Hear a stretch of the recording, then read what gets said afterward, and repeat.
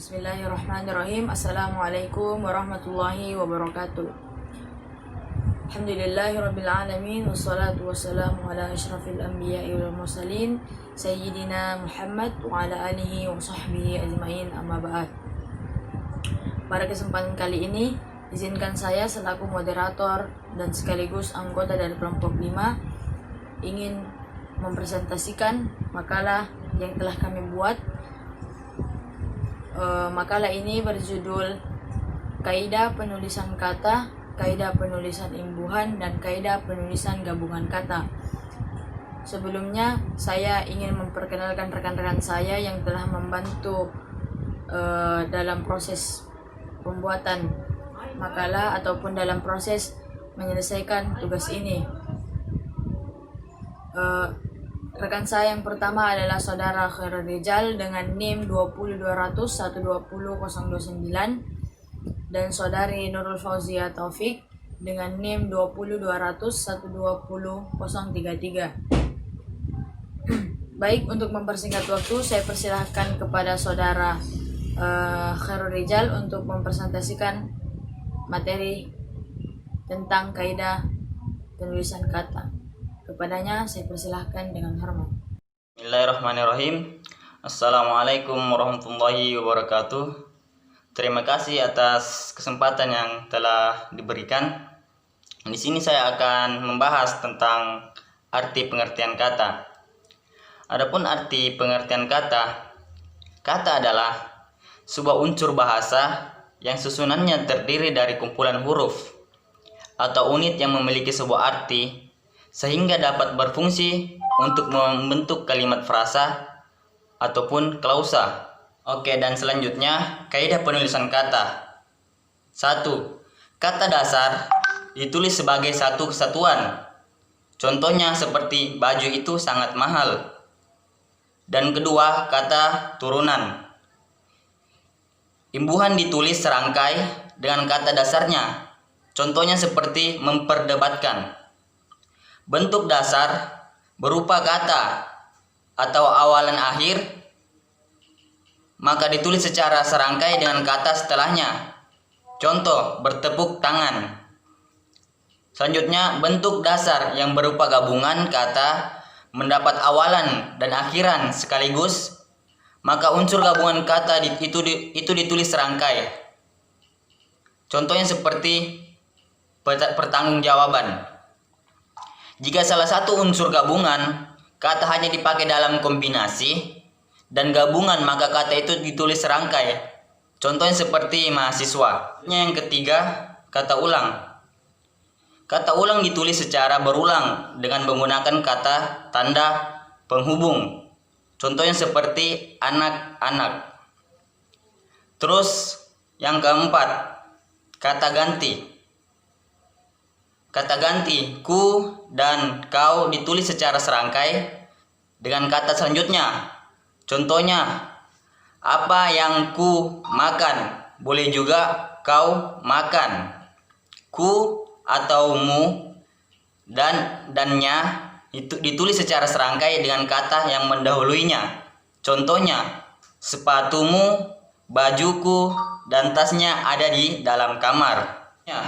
Yang kelima, kata depan, di, ke, dan dari ditulis terpisah dari kata yang mengikuti, kecuali di dalam gabungan kata yang sudah lazim. Yang sudah lazim dianggap sebagai satu kata seperti kata dan daripada. Contohnya, celana itu terletak di dalam lemari. Fadil pergi ke Jakarta besok. Ibu dari pasar tadi pagi. Terus yang keenam, kata si dan sang ditulis terpisah dengan kata setelahnya. Contohnya, sang kancil yang cerdik. Terus si Udil anak Makassar atau si Udil anak Betawi. Selanjutnya yang ketujuh, a, partikel atau lah atau kah ditulis serangkai dengan kata yang mendahuluinya. Contohnya, bacalah buku itu baik-baik. Apakah yang tersirat dalam surat itu? B. Partikel atau pun.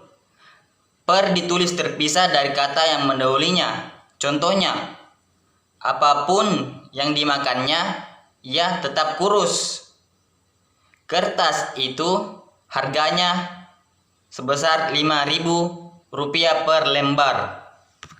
Selanjutnya, yang ke-8, singkatan. Adapun pengertian singkatan, singkatan ialah bentuk yang dipendekkan yang terdiri atas satu atau huruf lebih. A. Singkatan nama orang diikuti dengan tanda titik. Misalnya seperti RA.A Kartini. B. Singkatan nama resmi lembaga yang terdiri atas huruf awal. Atas huruf awal kata ditulis dengan huruf kapital dan tidak diikuti dengan tanda titik. Misalnya seperti KPK. Selanjutnya C. Singkatan umum yang terdiri atas 3 huruf atau lebih dan diikuti satu tanda titik. Contohnya seperti misalnya DSB. Selanjutnya D. Lambang kimia. Singkatan satuan ukuran, takaran atau timbangan dan mata uang tidak diikuti dengan tanda titik. Misalnya seperti CU, kilogram atau rupiah. Selanjutnya yang ke-9, akronim. A. Akronim nama diri yang berupa gabungan huruf awal dari deret kata tulis, seluruhnya dengan huruf kapital. Contohnya ABRI. Terus selanjutnya B. Akronim yang bukan nama diri yang berupa gabungan huruf dan suku kata ataupun gabungan huruf dan suku kata dari deret kata seluruhnya ditulis dengan huruf kecil. Contohnya pemilu. Sekian dari saya. Mungkin pembahasan selanjutnya akan dilanjutkan oleh teman sekelompok saya. Lebih dan kurangnya mohon dimaafkan. Wassalamualaikum warahmatullahi wabarakatuh. Baik, itulah tadi materi yang disampaikan oleh saudara Khairul Rijal. Materi selanjutnya akan dipaparkan oleh saudari Nurul Fauzia Taufik dengan materi kaidah penulisan imbuhan.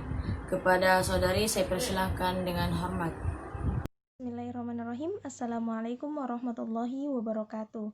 Terima kasih kepada moderator karena telah memberikan kesempatan untuk membawa materi ini. Baik, materi yang akan saya bahas adalah mengenai kaidah penulisan imbuhan.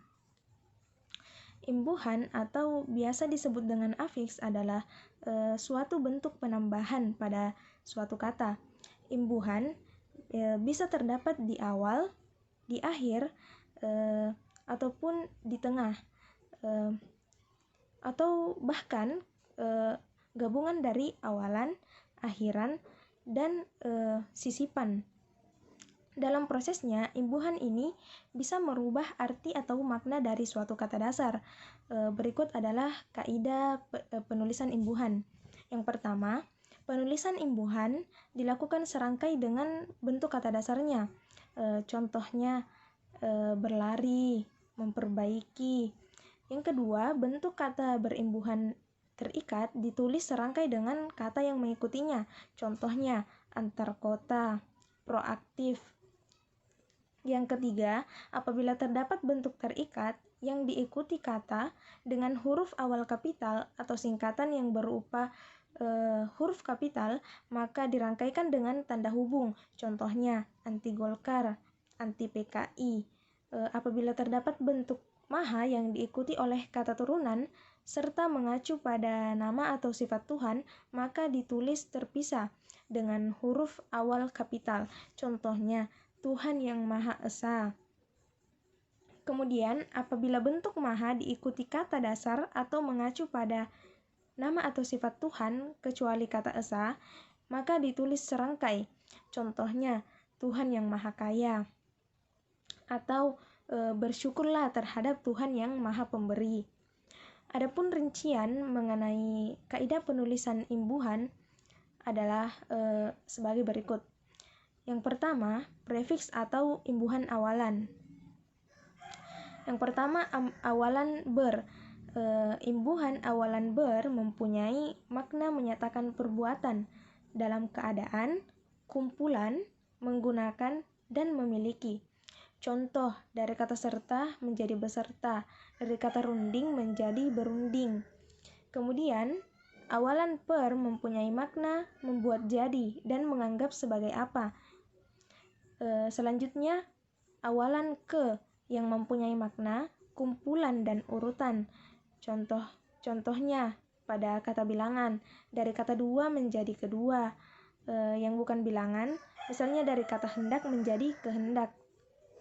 Kemudian awalan se yang mempunyai makna satu, seluruh, sama seperti, dan setelah. Contohnya dari kata rumah menjadi serumah. Awalan pe mempunyai makna orang yang melakukan kegiatan atau orang yang melakukan pekerjaan, dan orang yang di, contohnya pejalan.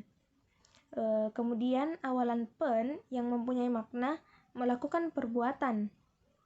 Alat memiliki sifat yang menyebabkan adanya sifat dan melakukan perbuatan yang tertera dalam bentuk dasar. Contohnya dari kata datang menjadi pendatang. Kemudian awalan men yang mempunyai makna yang menyatakan perbuatan, menjadi, menggunakan apa yang ada pada bentuk dasarnya, menuju ke, dan dalam keadaan. Contohnya dari kata ambil menjadi mengambil. Kemudian awalan ter yang memiliki makna melakukan perbuatan pasif, tidak sengaja, paling, dan kemungkinan. Contohnya dari kata angkat menjadi terangkat. Kemudian rincian selanjutnya adalah infiks atau kata sisipan. Yang pertama, disisipkan di antara konsonan dan vokal pada suku pertama kata dasar. Contohnya dari kata gigi menjadi gerigi. Kemudian dua buah infiks yang berbeda digunakan bersama pada sebuah kata dasar. Contohnya dari kata getar menjadi gemetar. Pemakaian infiks hanya terbatas pada kata-kata tertentu. Rincian selanjutnya yaitu sufiks atau imbuhan akhiran. Yang pertama, membentuk nomina atau kata benda. Contohnya dari kata catat menjadi catatan. Membentuk adjektiva dari kata manis menjadi manisan. Kemudian membentuk verba dari kata pacar misalnya menjadi pacaran.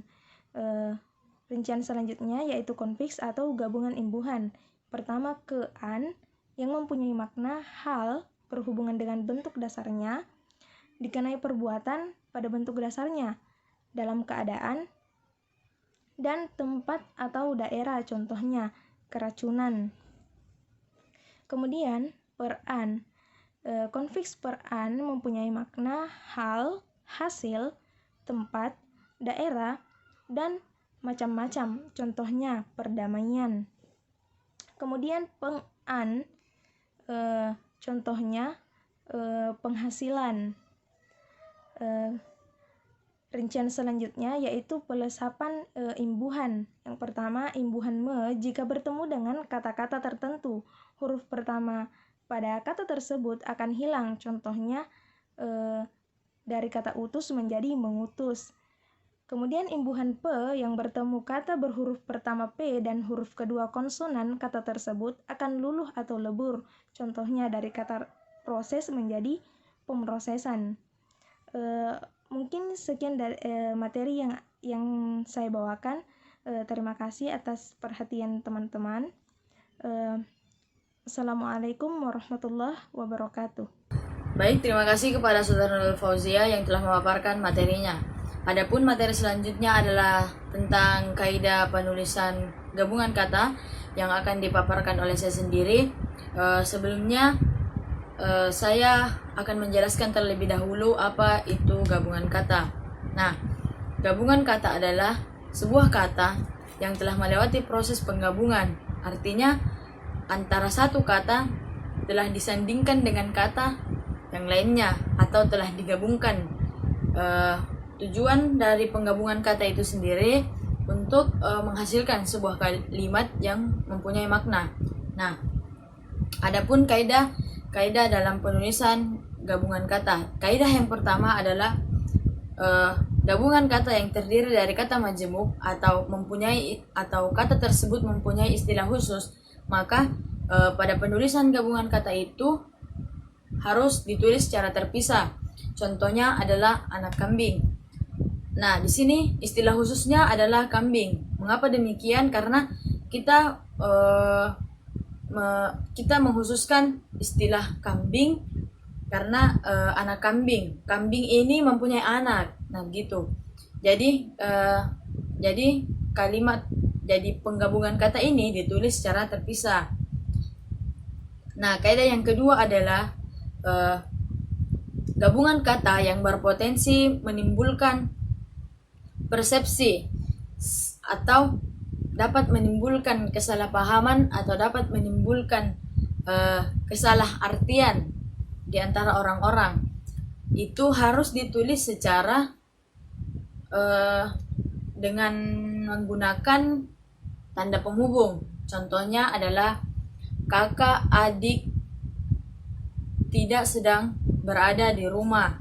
Nah, dalam penulisan ini kita harus memberikan tanda penghubung pada kata kakak dan adik itu sendiri. Artinya diberikan kata penghubung artinya kakak diberikan kata penghubung di antara kakak dan adik itu diberikan tanda penghubung. Gunanya adalah untuk menjelaskan bahwa yang dimaksud ini adalah kakak dan adik. Kan terkadang kita orang Makassar itu menyebutnya begini, darah kakak sama darah adik kakak di dalam rumah itu, tidak ada adik kakak di dalam rumah itu. Artinya tidak ada adik dan kakak di dalam rumah itu. Nah, selanjutnya adalah kaidah yang ketiga. Gabungan kata ditulis terpisah meskipun diberi sebuah imbuhan pada awal atau akhir kata. Maksudnya, apabila terdapat kata yang ada imbuhan, baik itu di awal atau di akhir sebuah kata itu, maka ditulis secara terpisah. Contohnya adalah bertepuk tangan. Nah, kata ini tidak boleh disatukan. Maksudnya dia ditulis secara terpisah, bertepuk tangan. Tidak bisa ditulis bertepuk tangan tanpa adanya spasi. Nah, berbeda dengan kaidah selanjutnya. Kaidah selanjutnya ini apabila ada dua imbuhan yang berada di awal kata dan berada di akhiran kata, maka kata ini ditulis, maka penggabungan kata ini ditulis secara serangkai atau disatukan. Contohnya adalah pertanggungjawaban. Nah, pada kata pertanggungjawaban ini terdapat dua imbuhan, yang dimana imbuhan per berada di awal kata dan imbuhan an berada di akhir sebuah kata itu sendiri. Makanya kata pertanggungjawaban ini ditulis secara serangkai. Yang keempat adalah yang kelima, gabungan kata berupa kata dasar dan sebuah bentuk kata terikat, maka gabungan kata tersebut haruslah ditulis secara serangkai. Nah, maksudnya adalah maksudnya itu contohnya antar kota. Nah, kota di sini itu kan terikat dengan antar kota, maksudnya antar kota itu maksudnya dari kota sini ke sini. Maksudnya dia mau pergi, misalnya dia pergi ke Sengkang dan Sopeng. Jadi busnya itu bus ini adalah bus antar kota, di mana dia melewati dua kota. Nah, begitu. Contohnya itu. Secara singkat, prinsip penggabungan kata itu sendiri hanya dua. Yang pertama, gabungan kata yang berawal dan berakhiran sebuah imbuhan maka ditulis terpisah. Yang kedua adalah gabungan kata yang berawalan dan juga berakhiran sebuah imbuhan maka ditulis secara serangkai atau disambung atau disatukan istilahnya. Nah, demikianlah materi tentang kaidah penulisan gabungan kata. Kurang dan lebihnya mohon dimaafkan. Saya kembalikan kepada moderator. Baik, itulah tadi materi yang sempat kami bawakan. Kurang dan lebihnya mohon dimaafkan. Wallahu muwaffiq ila aqwamit thoriq. Wassalamualaikum warahmatullahi wabarakatuh.